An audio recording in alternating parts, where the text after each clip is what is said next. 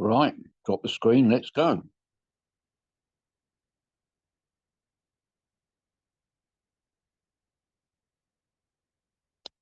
Good morning, ladies and gentlemen. Today's webinar is about carers, pre-diagnosis, post-diagnosis.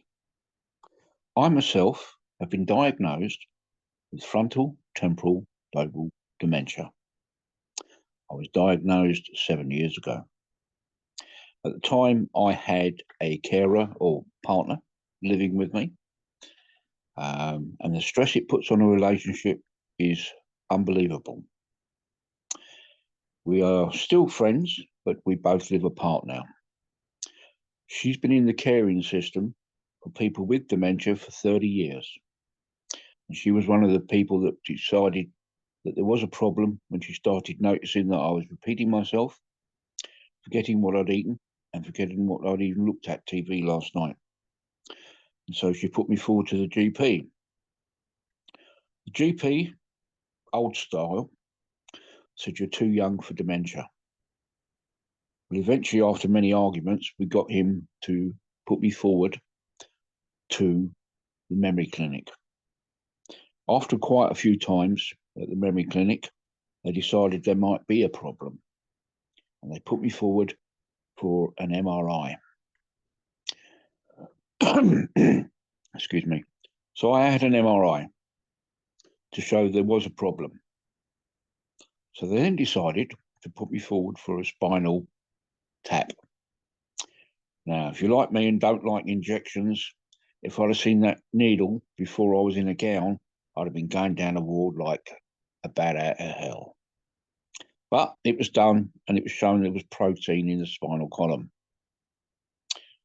So quite a few months again later, I was given a PET scan, which showed the damage that I had incurred.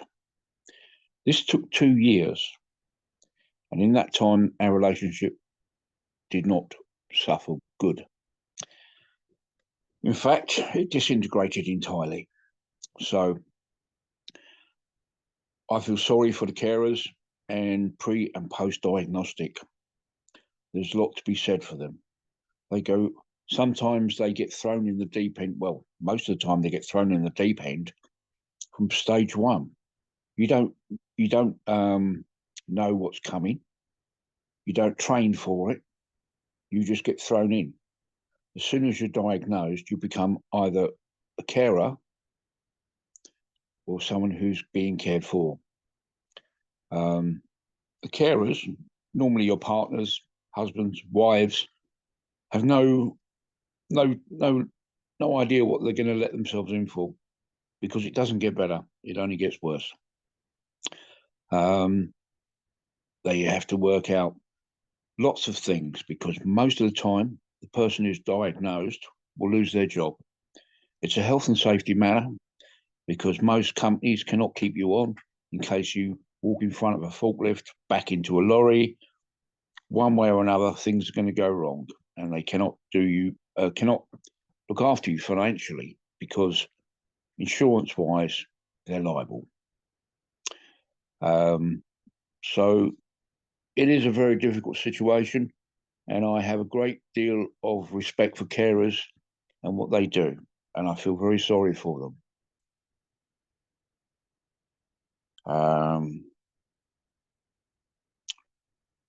What more can I say, really? It's one of those things. Where do they go for help? Well, the Alzheimer's Society does supply help, but they don't realise it at the beginning, because they think it's just for the people that have been diagnosed. But that's not true. There's a lot of information and help regarding financial situations, what to do, where to go, and how to get help, which is not widely advertised at this moment in time. And I feel that it is lacking, and there should be more help out there for carers who need the help at the vulnerable point when they first start caring. Okay. I think that's about all I need to say on that one. I will bring a carer in, actually. A gentleman called Trevor. close friend. Known him a while through the Out-Time Society, and he has a perspective that I think would be fantastic for you to hear. So, Trevor, will you come in, please? Thank you very much indeed, Eamon. And if somebody could bring up my first slide, that would be great. Thank you very much indeed. Greetings from a sunny day in northwest London. Hold on to your seats because in 20 minutes, I'm going to take you through 16 years of being a carer. And I will refer to many of the aspects of caring that Eamon has already mentioned. Next slide, please. They say, don't they, that in life, you never quite know what's around the corner. And in the case of my family, this picture was taken in our garden in 2009. Nothing could have been more true. This was the last normal picture that we ever had taken as a complete family. You can see me looking a tad younger, my two children, and my wife Yvonne, who at the time this picture was taken is 53 years old. 53. 1 week later, we were having lunch as a family, and we were talking about what we'd done the day before. We'd actually escaped London and gone down to the coast. Um, and Yvonne was extremely quiet. In fact, she didn't actually say anything at all until eventually a six-worded question came out of her mouth. It was this one: why didn't I come with you yesterday? Why didn't I come with you? And the kids looked at her and thought this was Mum's joke of the day. And then I realized something very scary. My father had Alzheimer's, started in 1997. And my mother rang me one day to say, there's something wrong with your dad. He seems to have lost his short-term memory. He can't remember anything from the day before. Now, at that time, I thought to myself, surely this can't be dementia. Surely it can't be dementia. She's too young. I'd heard of young onset, but at 53? Anyway, next slide, please. As I said, I was involved with my father in his care from 1997 when he was diagnosed until 2004 when he passed away. My parents lived 10 minutes from where I lived. I regularly got calls from my mother who just was unable to cope with my father as his condition deteriorated. Now, I thought, having spent 7 years being a secondary carer, that I really had learnt a lot about dementia. No, I was completely wrong. There is a huge difference between being an outsider looking into a situation than being the insider living with it. And I recognize that I probably had an awful lot to learn if my wife truly had young onset Alzheimer's disease. Next slide, please. Now, when you are 53 and your children tell you there's something wrong with you, and your husband tells you there's something wrong with you, if you are stubborn, and my wife was in that respect stubborn, she would not go to the doctor. We could not get her to go to the doctor. And it took me the best part of 18 months to 2 years working behind the scenes with the doctor to get her to go to see him. He did a mini mental state examination test, the standard test that's undertaken, and my wife scored 27 out of 30. And the doctor, as kindly as he could, said to her, you know what, Yvonne, I just have a little bit of a concern. We just need to make sure that you really are okay and there's nothing wrong with you. And he referred her to the memory clinic. Now, I could spend the next 20 minutes talking about the saga with the memory clinic, but I don't have time to do that. So I'm simply going to say to you, my wife was subsequently misdiagnosed and discharged as having absolutely nothing wrong with her, which I think was one of the most devastating days of my life because I knew she had a problem. Can we have the next slide, please? Because over the prior 2 years, I had been observing and embroiled in all of the following.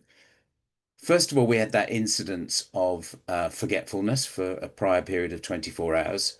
Then she started to become repetitive, asking the same questions, saying the same thing over and over again. I never realized how stressful it is to deal with somebody who keeps asking the same thing over and over again. I had to learn techniques to deal with that. And you have to remember, I was teaching myself because we had no diagnosis. Also, my wife began to struggle to learn anything new. Frequently, she would misplace her mobile phone, and there came a day when she lost it.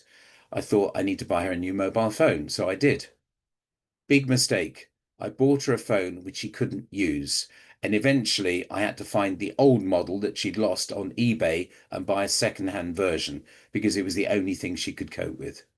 She started to make lots of mistakes. She would leave the oven on when there was nothing in it.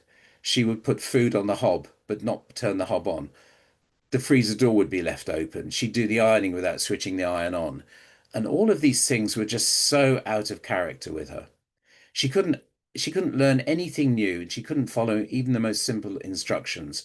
And one thing I noticed, which was very common with my father as well, she would become very paranoid about money, and she would regularly hide her purse in case somebody was to steal it. The only good thing was she always hid it in the fridge, so we always knew where it was.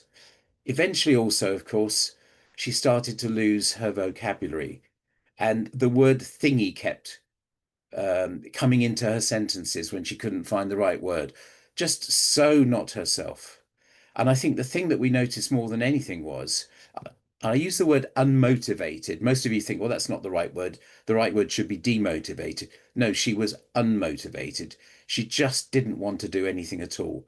And I was noticing somebody that I knew and loved become somebody that I barely recognized.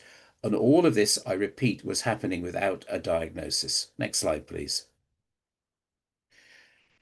Now, at the time of this memory loss, this initial problem, my wife was working as a bookkeeper. She was one of those people that loved spreadsheets, and she loved the challenges of debits and credits, and she was really a very competent person. But over time, she started to make lots of mistakes. She was working for a local charity, and I knew the people who worked there, and they said, "There's something wrong with Yvonne. She never makes mistakes.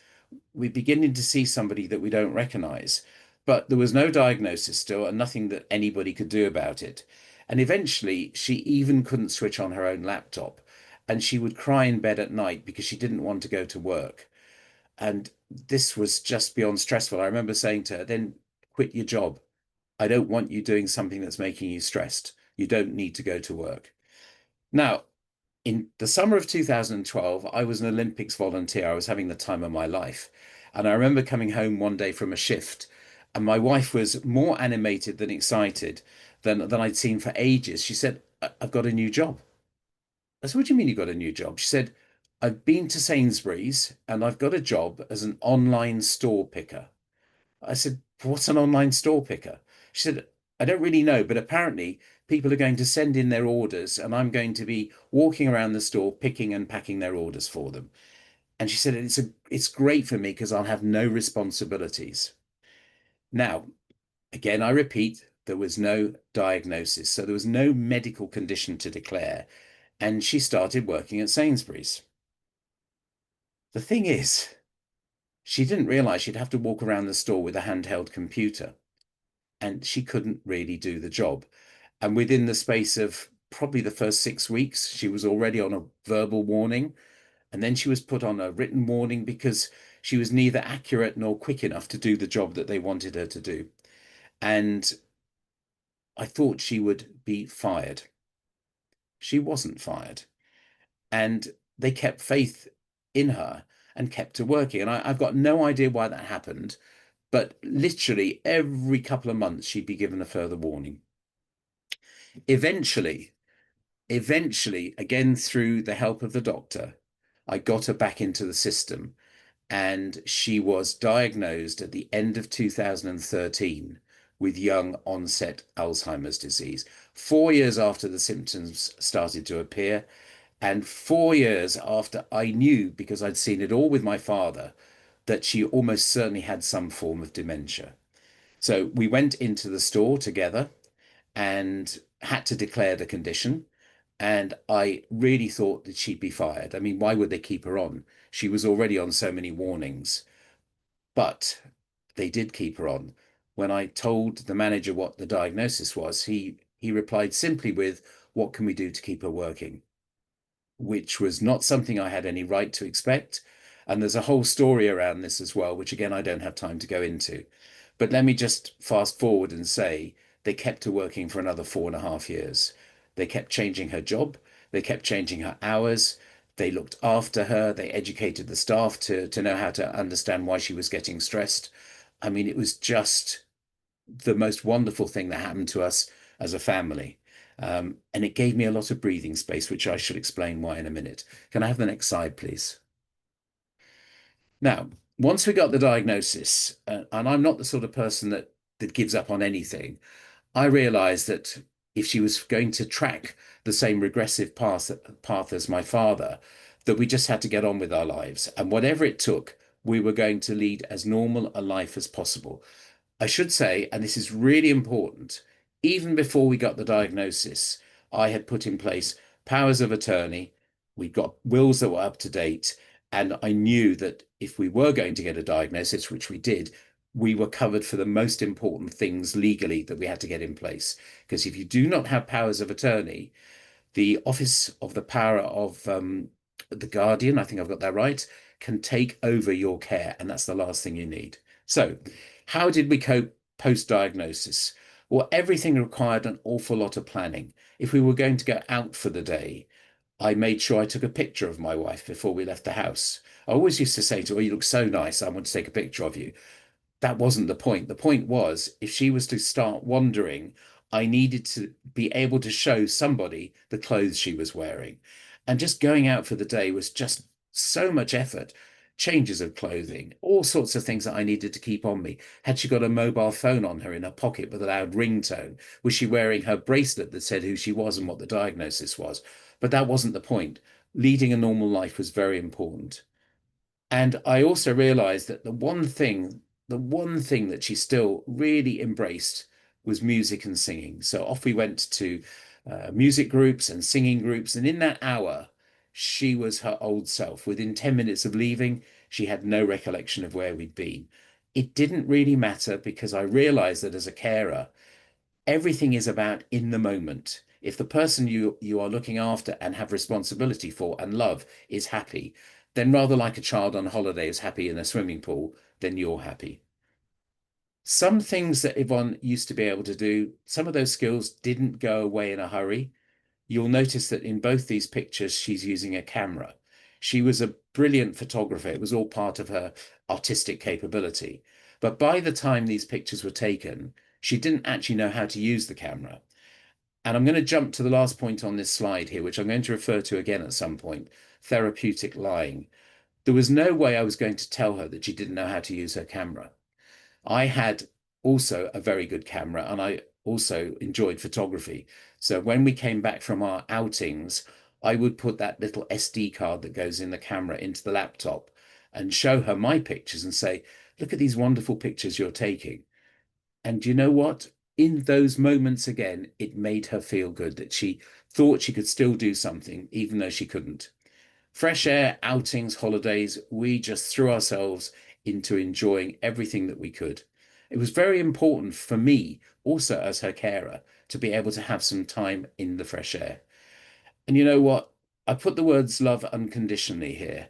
Sometimes it is bloody difficult to do that when you are tearing your hair out with somebody who's just non-compliant and just won't do the things that you need them to do. But you have to remember it's not the person that you used to know. The Alzheimer's is taking over. And regardless, you still have to love them unconditionally. And I have to tell you, there were days when I shouted at my wife because I'm a human being as well, and I just lost control. I feel ashamed of it now. I felt ashamed of it at the time, but I think that's just normal. Next slide, please.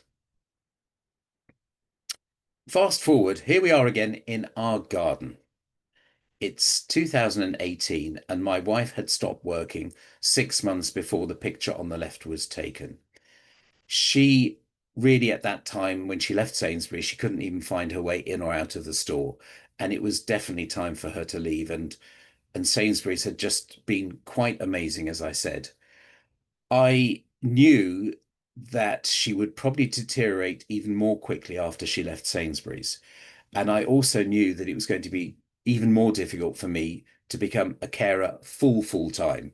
And so I looked at day centers for her. And now I knew she wouldn't go to a day center, but, and this goes back to the therapeutic lying again, I found a day center which I knew would look after her very well. And I remember saying to them, she's not going to come here to be looked after, but she will come here if I tell her she's going to be helping other people. Could you make a badge with her name on it and just put the word leader on the badge? And that's what they did. And so when I said to her, oh, there are people that really would like to be helped by you. You're very good at arts and crafts and things like that. Would you come with me and try and help these people? And she did. And so she went to the day center as a team leader, but not as a team leader, because of course she was being looked after just like everybody else was. But I needed that breathing space. I needed something for me. It's now the summer of 2018, and my son has got engaged to his lovely fiancée, now his wife. And Yvonne is delighted because there's a wedding in the offing. Now, my son and daughter-in-law knew that my wife was regressing even more quickly at this stage and brought their wedding forward to December the 23rd of that year so that Yvonne could be there. Now, out of shot of the picture on the right, what you can't see is a carer, because I wanted to enjoy the wedding. I didn't want to be the carer on the day of the wedding. And Yvonne already knew this carer because this carer way back, believe it or not, had also been looking after my father. So Yvonne knew this carer and was very comfortable with her. We wanted her to be in every single family picture, and she was. Ideally, we wanted her to be there the whole of the wedding day, and she was, because somebody else was looking after her, taking her away from the noise when she needed to be taken away from the noise, and taking her to the toilet when she needed to go to the toilet. We had a wonderful wedding day, and to all intents and purposes, it was as normal as anybody else's wedding. But of course, it wasn't. Next slide, please. I then stopped to reflect on things that I'd learned over the previous 9 or 10 years. You don't know what you don't know. I know that's stating the bleeding obvious, if you'll pardon my language, but you can read all the books. Alzheimer's Society are immensely helpful, as are other charities. But when it's in your own home, you have no idea what's going to hit you. And I really didn't, although I tried my damnedest to be ahead of most of the eventualities. Also, this is not a 100-meter sprint. This is truly a marathon. And I think one of the worst things with the diagnosis of dementia is you don't know the prognosis. You don't know when it's going to end. So you have to just keep going. Sometimes that is extremely difficult because you do get worn out. For me, it was very important to maintain my own interests. How lucky was I that Sainsbury's was just such a brilliant employer? I had 4 years, thanks to Sainsbury's, of being able to do my own thing when I needed to be able to do my own thing, maintain my friendships, socialize, go to events. I was very lucky, but not everybody is that lucky. Now, one of the things that I learned very early on from Alzheimer's Society was when you get a diagnosis, disclose it to people who need to know, and that's pretty much everyone, and embrace any help that anybody can give you. And that's what I did. We disclosed Yvonne's diagnosis to everybody straight away. One of the hardest things I got Yvonne to do, and she was very brave, I said, you can't hide behind this. We're going to deal with this up front, but you have to tell people yourself of your diagnosis. And she, with a script written by me, a very short script, she rang all the family and the close friends herself. And I think that helped her deal with it. And I think it helped them deal with it. And I spoke to everybody else. Despite all of this, we do have some funny sides to dementia, quite a few of them. I remember the day that we were having lunch again together as a family. We weren't great drinkers, but we did occasionally like a glass of wine with lunch. Yvonne never drank in her life. She didn't like alcohol. But there was a day when she got very agitated because she wasn't offered a glass of red wine. And from that day onwards, she drank wine. I can't explain it to you. I don't need to, but we all thought that was wonderful. The other thing I think is incredibly important is do not make promises about future care. I hear so many people say, I promised my loved one, my husband, my wife, my mother, my father, they would never go into a care home. Please don't ever say that thing. The only thing I think you should say, and this is my opinion, just say, I will always ensure you have the best and most appropriate care, because none of us can guarantee that we can cope forever. And then the other thing is this business about being in denial. I run a support group for elderly carers. We meet regularly and we talk about the challenges. There are two sessions that some people would not come to. One was a session on how to choose a care home, and the other was a session on dealing with incontinence because they felt that they didn't need to and it wasn't the right timing. 3 weeks ago, one of those carers who didn't come to my session on choosing a care home rang me in an absolute state of panic because her husband had become so aggressive. She needed to find a care home there and then. And so I would say to everybody, educate yourselves, learn about things that are going to happen, even if they haven't happened around you at the time. Next slide, please. So we're nearly there now. After my son's wedding, in the following 3 months, my wife declined dramatically. She became doubly incontinent, as well as all the other issues that she was facing and I was facing. And I literally could not keep awake 24 hours a day to look after her. I did look at all the care home options, including care options, I should say, people living in my home, people coming and going as agency carers. But ultimately, as my kids said to me, you need a life, Dad, and Mum needs the best possible professional care. And it was in a care home. And thank goodness, after a short list of 6, I did choose the right care home. I also got her into a care home 1 year prior to COVID. You could see me visiting there during COVID, sitting outside a window, which my wife didn't understand. She's also in a wheelchair in this photo. Over the course of COVID, when they were restricted to their movements and when there were no visitors, she forgot how to walk. I mean, it was crazy. She has now remembered how to walk, but that's not the point. And the last picture there is lovely Beryl. Beryl, who is 96 years old, is Yvonne, who is now 69 years old, best friend, and Beryl looks after Yvonne. And there is another thing I want to tell you about the fun that you can have. I went to visit Yvonne a couple of weeks ago. Beryl was looking out of a window, and there were 2 people walking past on the pavement. I heard her shout out, "I'm going to kill you." I said to Beryl, "Beryl, that's not very nice. I'm sure you don't really want to kill them." She looked at me, she said, "Hello, darling." She said, "And when I've killed them, I'm going to kill you." I'm thinking, this is a bizarre world of dementia that nobody can explain. But sometimes you laugh at situations, you're not laughing at individuals. So I'm nearly at the end of my 16-year journey now. If we could have the last slide, please. To recap, acknowledge that you will have bad days. Acknowledge that you will feel guilty. Acknowledge these things and share them with people. Talk about it because it's the only way you can help yourself.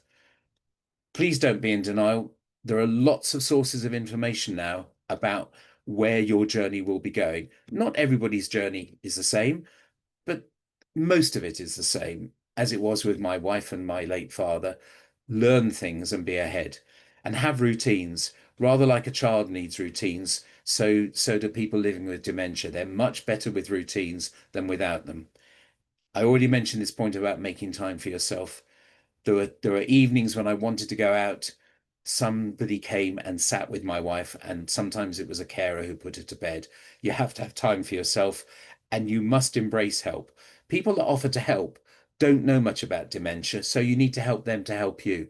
My wife had wonderful friends who used to take her out regularly, and I explained to them how she might react. I explained to them, don't ask her what she would like when you take her out for coffee. You just buy her hot chocolate and a donut because that's what she likes. And all the other things that will keep you going. You need your sleep, you need to eat, you need exercise, you need to look after yourself. If you can find a support group, join it. I struggled to find a support group for young husbands looking after young wives, so I founded my own group. It took me a while to find somebody. There were initially 2 of us, then it became 10 of us. And I can tell you, we hugely helped ourselves because we all understood each other's problems.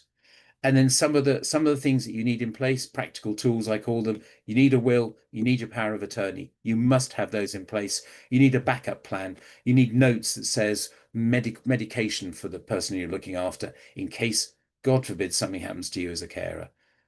And talk openly. There's nothing to be ashamed of. My wife did nothing to deserve to get dementia. She was healthy. She didn't drink. She didn't smoke.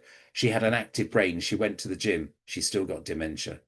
And eventually, know when you can't cope.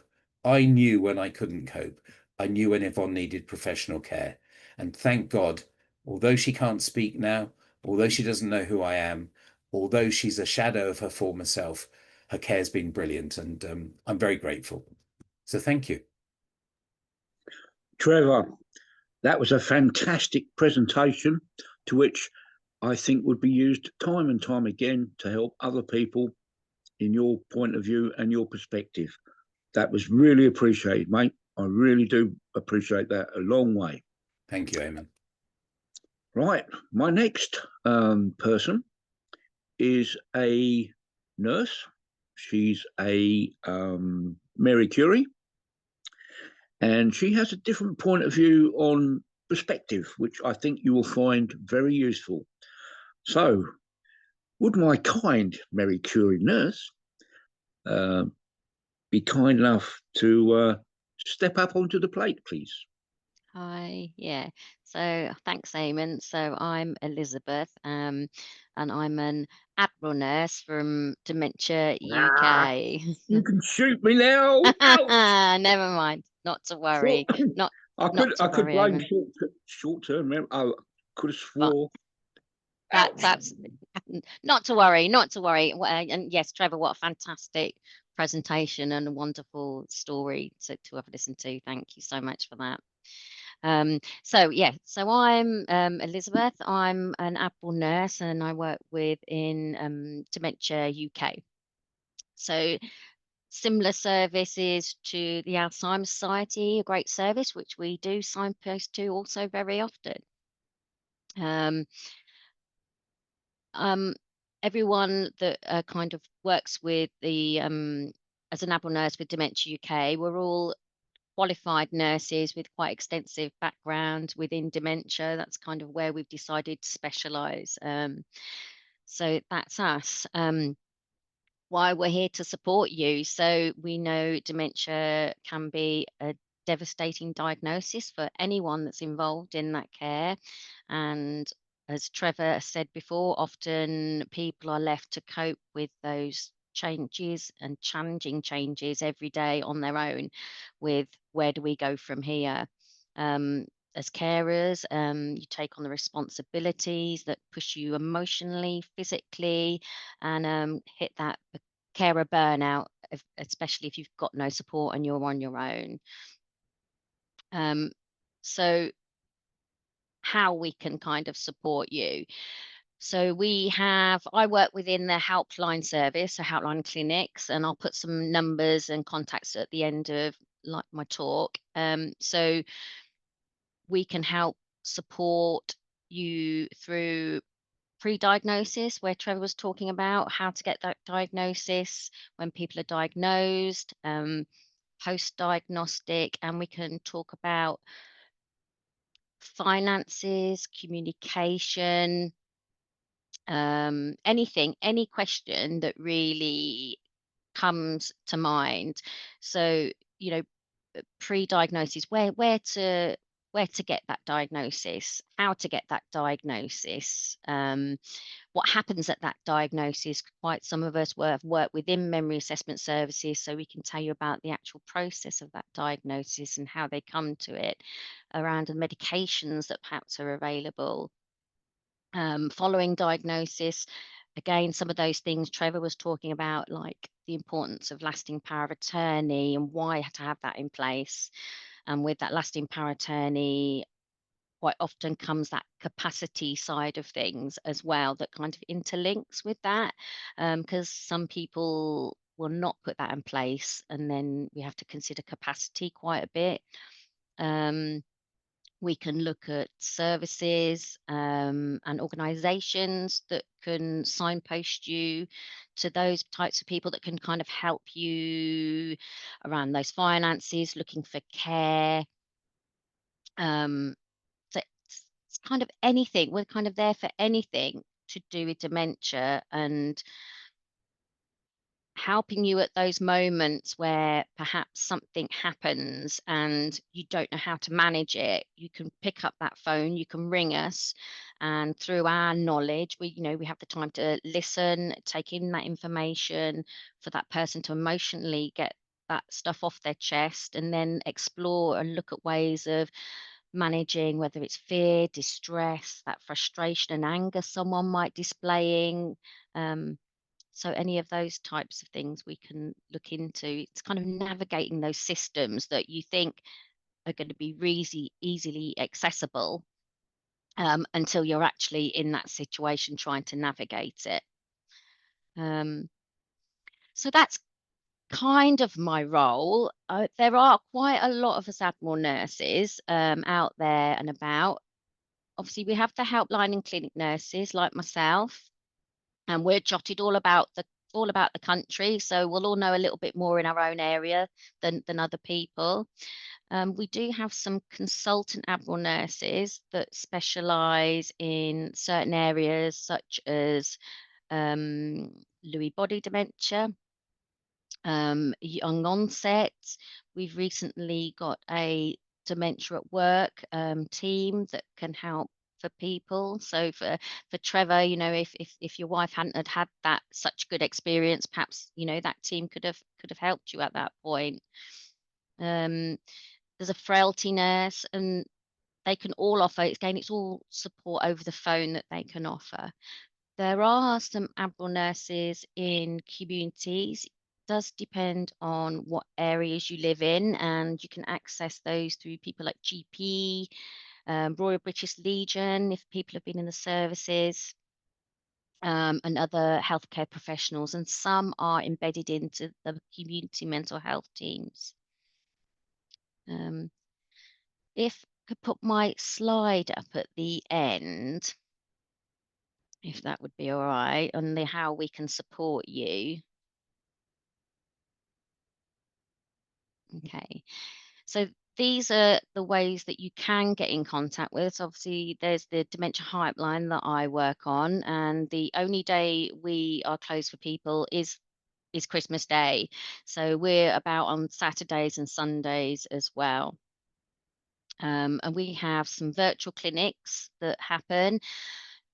These are all accessible on our website. So it's a 45-minute appointment, and that could either be booked via a phone call or through a Teams call. So you can actually see an Admiral nurse that you're talking to, and allows other parts of families or carers that live around the country to actually be on that same call as well. So you can all get on the same page, all start working and approaching things in the same way, which is really quite good. They're also presently some Admiral nurses that are in nationwide banks over the country, and that's England, Ireland, Scotland, and Wales. And they are offering 45-minute appointments. They're kind of touring round, so where they will be are on our website as well. It will show you where everyone will be, so you can book those online as well. The other thing we have at the moment is some webinars called Dementia What's Next, and they are aimed at kind of, you've got that diagnosis, and what do we do now? What do we need to know? What do we do? And they are run over 3 or 4 weeks, I think, and they are recorded presentations, but there is a couple of Admiral nurses there through those for questions and answer at the end of each of those sessions. So they've been really, really popular for people. So that's kind of what we do as Admiral nurses. I am open for any questions now. I know my presentation is a little short, but kind of, I think people's questions is really good for me to kind of help and direct you guys.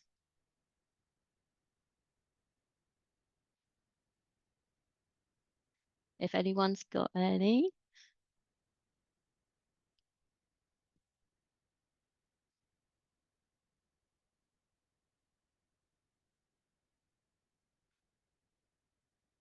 Hi, Eamon.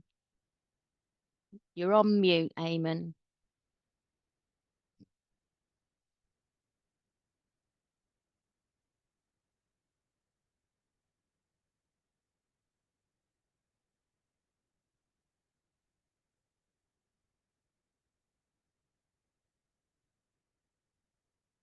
Okay.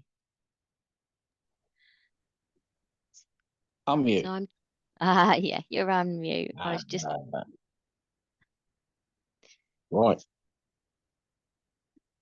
Chat. Let's have a look. I had a question from you from, what's the most effective strategies for families, caregivers to recognise and address the early signs of burnout, particularly when they are not have access to formal support? I think yourselves, it's very different for different people where you hit that burnout and how much support people have. So I think quite often when we're talking to people on the phone, caregivers will talk about that perhaps they've not managed that frustration very well and they're getting a little bit short-tempered, a little bit snappy. And they're probably those first things that start creeping up for people, I think. So if someone was ringing me in regards to that, I would be getting people to recognize that, that you're in a difficult situation. This is very stressful physically and emotionally. If the person is able to be left on their own, there's no risk, someone's safe, then take yourself away from that situation. Just take a breather, compose yourself a little bit, then go back. And that might be the time that you kind of start having to look on, if you have family or friends, perhaps that time that you kind of look at them to see and say, look, that I'm feeling a little bit like this. Are you just able to help while I go and do the shopping, for example, or while I get my hair cut? Those types of things. And see if you can manage it that way for better, because lots of people don't like the outside carers coming into your home. And Trevor, you've got your hand up. Yeah, just wanted to pick up on something you said, which is very Yeah. pertinent to me. I was very lucky. I had a huge support infrastructure. I mean, if you got Sainsbury's on the one hand, who supported Yvonne all that time, she went to a day centre, family and friends. But at the point of double incontinence, and that's when the day centre said, we can't have your wife here anymore because we're not geared up to cope with that. Friends can't deal with that. Family can't really deal with it. And then you realize actually you're on your own at that point. You've kind of lost so much of that support. And it was at that point that I realized that I could no longer cope because I couldn't stay awake 24 hours a day. No. And I put my hand up and said, this is now the time we need to do something. And the kids totally supported that, as did Yvonne's sister. So I think it's not a question of guilt. In my No. mother's generation, it was one of great pride. I'm going to look after my husband, come what may, and she couldn't. And so I don't think, I'm not from that same generation. I acknowledge when I can't cope and I embrace the support. And as I said in my presentation, that time came when Yvonne needed to be professionally looked after 24 hours a day in a care home.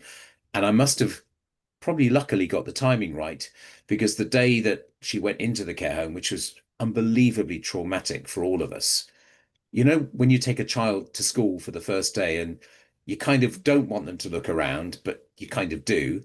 I thought, oh, what am I going to do if my wife looks around and says, why aren't you staying with me? She never looked around.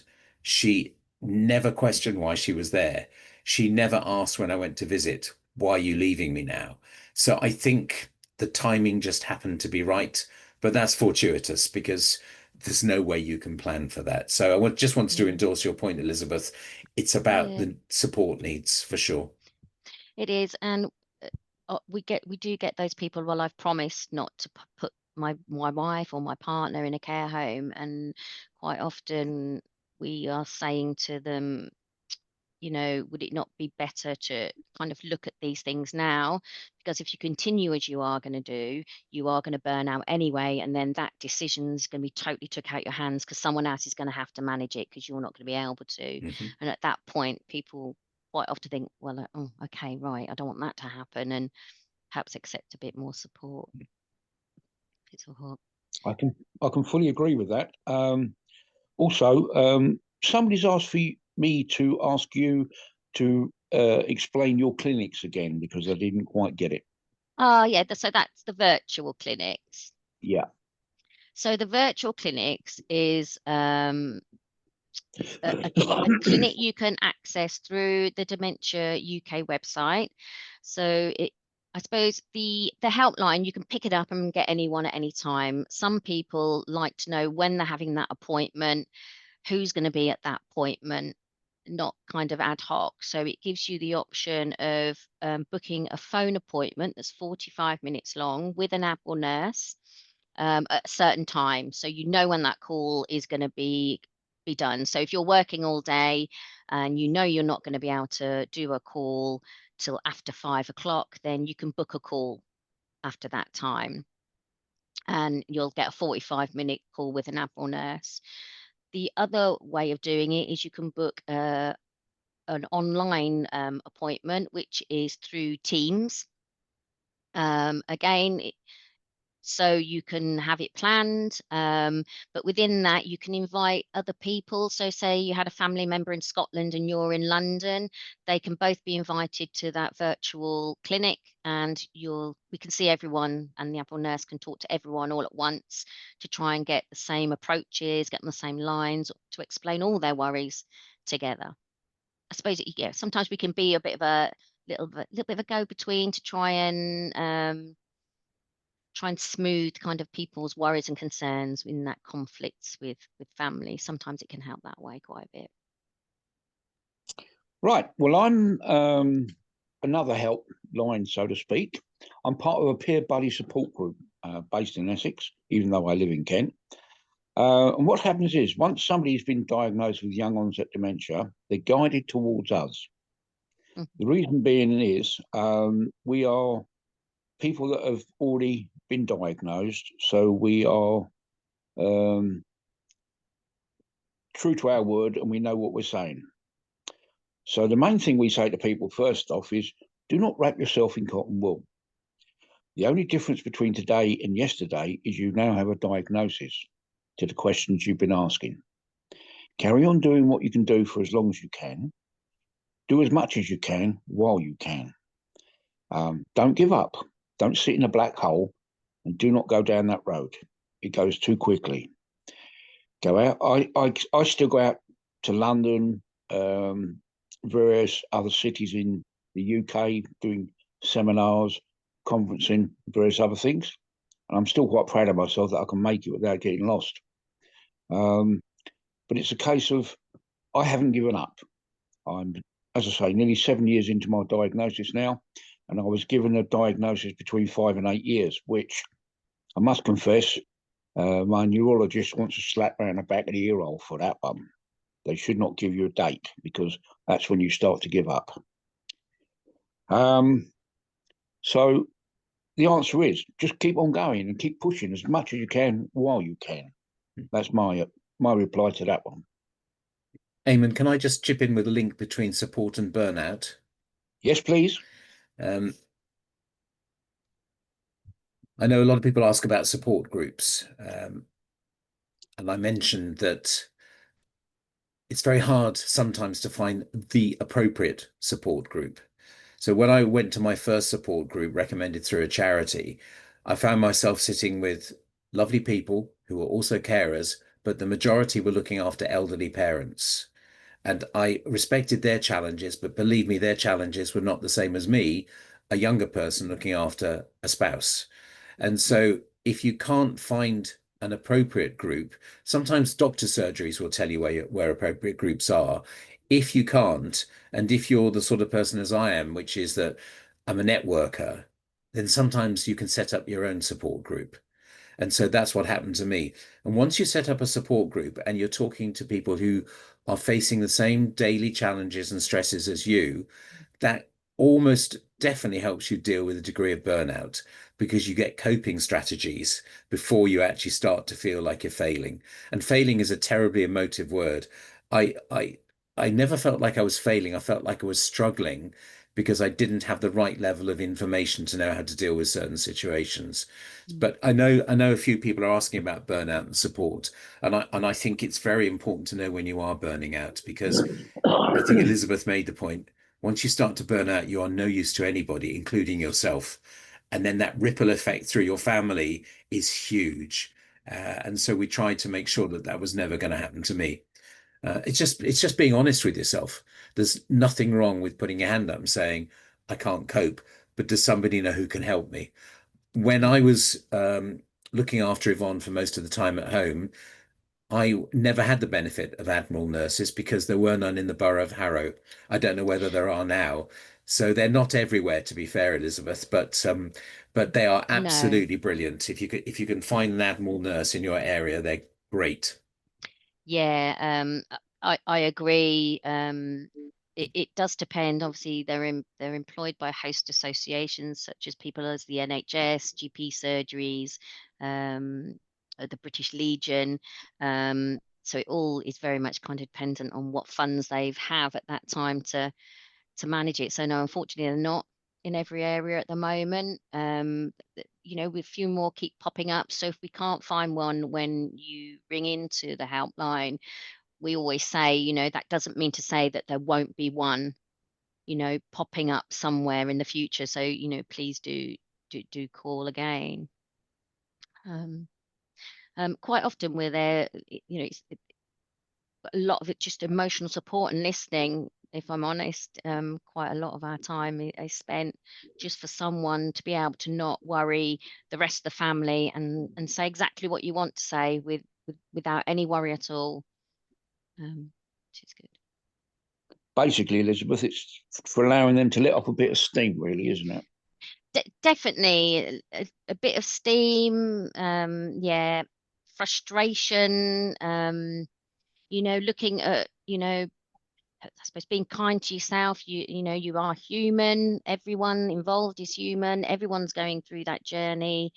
So be kinder to yourselves. You know, when you can't hold that frustration in, that's fine. You know, we can't always get it right. There's no right or wrong. You're just, I suppose you're just winging it all the way through and taking it day by day and seeing how things, bit of trial and error with everything. I certainly know what winging it is because that's what Yeah. I'm doing today. And me too, Eamon, me too. But And you the were very good, Eamon. thank you. Yes. But You're a good wingman. without the help of Trevor and yourself, Elizabeth, I would have been a flat duck. No. But it's Definitely a case of what we do today is make such a difference for other people that are actually listening to us and watching us, who then start to understand where their journey is going to go and how it's going to go. Is priceless. It's more than we can say. Yeah. Well, There's yeah. a couple of questions in the chat. I don't know if we've got time to deal with them, Eamon. You tell me. Yeah, let's have a go for it. Okay. There's a question I can see: how best to show people the benefits of attending local support groups. Number one challenge is finding them. And then if you can go, sometimes for carers only, if you can find somebody to be with the person you're caring for at home, then go on your own, because there is this great bonding between carers and friendships form because you're all dealing with adverse situations. And there's this great camaraderie as well as practical advice.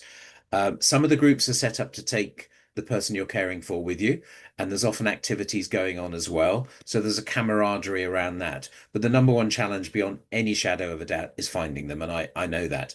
Alzheimer's Society can sometimes point you in the right direction. As I said, the doctor's surgery as well can do that. You just have to be bloody minded and go about your task of finding them. I'm not sure about the question, what was Trevor's group for people with a diagnosis? If Deborah's referring to the group that I set up, it was very much a local group to me. And then I do run a support group for a charity just helping elderly carers. But you have to be members of that charity. There are qualifications for you to be able to become a member. And I get a lot from that, because I took it on a group 3 years ago that had no understanding of how to help themselves, and now I can kind of sit back and let them help each other because they've learned so much. We started with practical things like coping strategies, then we talked about benefits. So all the things that you need to know. How many people don't even know they can get a reduction on their council tax if they're looking after somebody in their home with a dementia diagnosis? So there's so much to be done, but you just have to be bloody minded and get on with it, because unfortunately, it doesn't come to you. You get your diagnosis from a memory clinic, and if you're lucky, they'll give you a couple of Yeah. sheets of paper and off you go. It's not acceptable. It's truly not acceptable in this day and age, but I know that happens to a lot of people. Yeah, and I think that's kind of where we can help emotionally, Trevor, in regards that very much so. Having worked within memory assessment services myself, have experienced that here. Here we are, and off you go. I was quite fortunate in the one I worked in. There was kind of a 6-month post diagnostic follow up that I used to do, but that's not in very many areas at all. And if a person had a vascular dementia, that weren't even followed up really, because you were getting no medication, which is but they are the things, with kind of the knowledge we all have, or all of us have got kind of a bit more knowledge in somewhere than other areas, but we've all worked, had that extensive knowledge in dementia background to be able to help and advise with anything to do with anyone's journey. Absolutely agree with that. I mean, also being involved with a group also helps you get information like what you're entitled to, what you can ask for, and things like that. Like, you're entitled to a discount on your council tax, you're entitled to discounts on your broadband.